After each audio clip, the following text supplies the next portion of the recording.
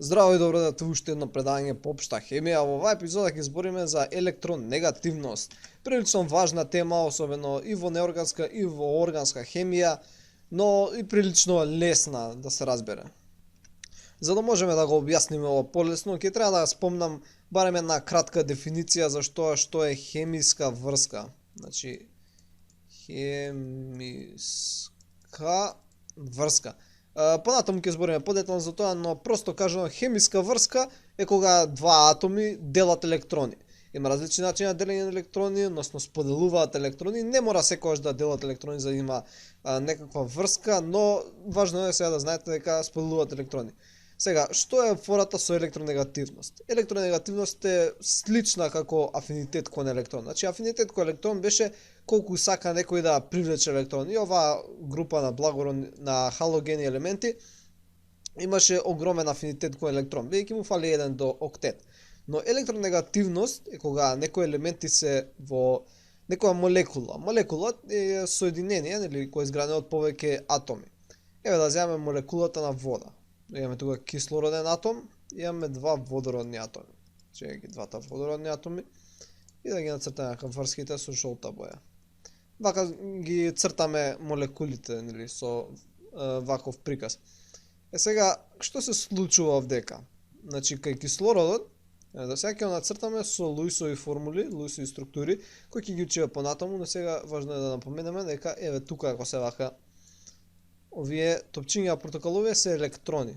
Тука има 4 несврзани електрони, 2 по 2 пара, и тука сега се водородните атоми.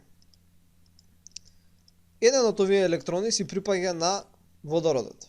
Така, но тој секогаш сака да сподели, значи кислородот и водородот ги делат овие електрони.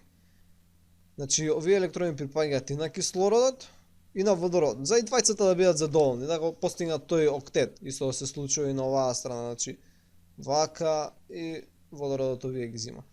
Но еве сега овој дел да го извадиме на страна, значи ако го земеме водородот овдека, така, и го земеме кислородниот атом, електроните, сега ќе нацртаме со плава боја, нема да бидат наместени точно на средина помеѓу двата атома. Него поради тоа што кислородот има поголема електронегативност, тој ќе ги привлече на кај себе. Значи, тие ќе бидат поблизу до кислородниот атом. Иако тоа вистински не се случува, него едноставно може да речеме дека тие поминуваат подолго време околу него, бидејќи тие не стојат у едно место, електроните не се кружат. И сега повеќе кружат околу кислородниот атом, него што кружат околу водородниот атом. Аха, значи што поголема електронегативност има даден елемент, тоа повеќе ги влече електроните кон себе во хемиските врски. Значи добро, ајде, електронегативноста значи ќе ја видиме од периодниот систем на елементи. И таа може да се движи од вредности од 0,7 до 4. Сега зошто ни се овие битни? Ако имаме некоја молекула, односно представува неколку атоми сврзани, нели градат молекула, си седат заедно, за да бидат посрекни или да си ги задоволат потребите за електрони.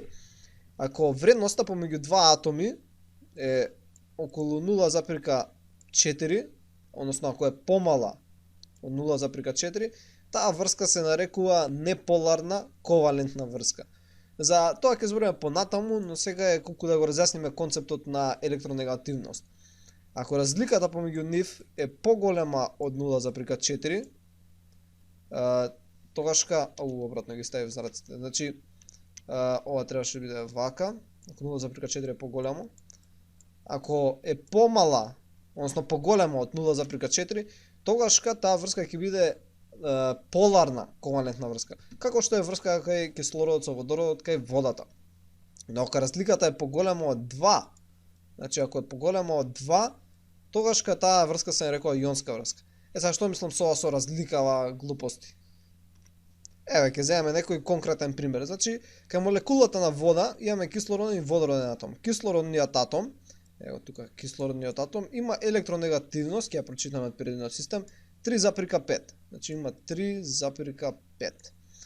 Колку има водородниот атом? Водородниот атом, ајде да го направиме со некоја друга боја, ево го овдека, има 2,1. Значи 2,1. Колку им е разликата? Нивната разлика е 1,4. Ајде да видиме што ни вика тоа од шемата. Значи 1,4 е поголемо од 0,4, али е помало од 2. Тоа значи таа е поларна ковалентна врска. Аха, значи ако е поларна ковалентна врска, тогашка структурата би изгледала нешто овака. Например, тука ако е кислородниот атом, така еве ги водородните атоми, овдека се, електроните би биле вака залепени до кислородниот атом. Ќе седат овдека. Но сега бидејќи ги земал електроните од водородните атоми, односно не ги земал, него поголем дел од времето се кај него. Значи позалепени се до него. Тоа ќе услови да се случи нешто. Значи водородните атоми сега бидејќи имаат помалку електрони, односно условно речено имаат помалку, бидејќи подолго време поминуваат кај кислород, тие се парцијално позитивни, бидејќи имаат протони повеќе од електрони. Односно бројот им е исти, но подолго време бидејќи поминуваат кај кислородниот атом, тогаш водородните атоми стануваат парцијално позитивни.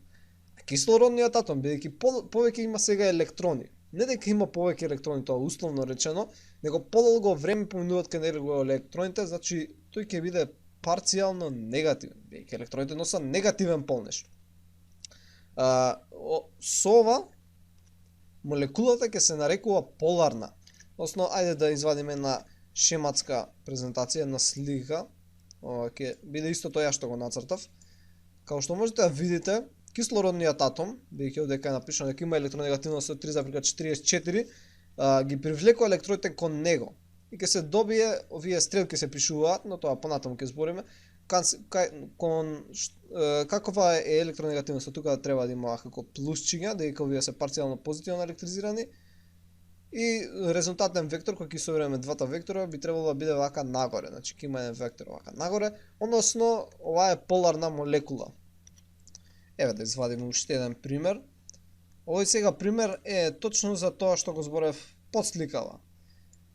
Односно, ако разликата на електронегативноста на двата атоми е помала од 0,4, тие ќе образуваат ковалентна неполарна врска. Односно, како што можете да видите, електроните се движат истовремено, односно еднакво помеѓу двата атома. Значи поминуваат исто време и кај едниот и кај другиот. Значи двата атоми им е супер. Кога разликата е поголема од 0,4, ама помала од 2, имаме поларна ковалентна врска. Односно, како што можете да видите, електроните поминуваат многу подолго време околу едниот атом, него околу другиот. И се прави оваа изобличена форма. Ова е облак кај што се наоѓаат електроните. Облак на веројатност, не се наоѓаат само таму. Ако имаме ионска врска, односно кога разликата на електронегативноста е поголема од 2, електроните поминуваат многу подолго време кај едниот атом него кај другиот и со тоа се јавуваат различни полнежи на атомите, како што можеме да видиме дека натриум плюс, хлор минус и се јавува ионска врска. Еве да видиме колку е разликата помеѓу нив две. Еве да го имаме хлор, така еве го тука хлор. Хлор има електронегативност од 3, значи 3,0. Натриум, кој е дека на левата страна, има електронегативност од 0,9. 0,9. Разликата помеѓу двете е 2,1. Тоа е поголемо од 2, тоа значи тоа е ионска врска, како што напоменавме. Ова сега се што го спомнав ќе стане многу битно кога ќе збориме понатаму за електронски, односно за хемиски врски и во органска хемија. Но сега е важно да го запамтите трендот. Значи трендот како што се гледа, очигледно е, се движи во вие насоки. Вака нагоре, одека нагоре и е исти како афинитет за електрон и ионизацијска енергија. Стрелката иде во оваа насока. Да обележиме со некоја друга боја, вака со плава боја ова да го обоиме. Односно најголема електронегативност има флуорот. Значи во флуорот има најголема електронегативност, а најмала електронегативност има францинум. Нели се гледа од тука, францинум има 0,7, флуор има 4.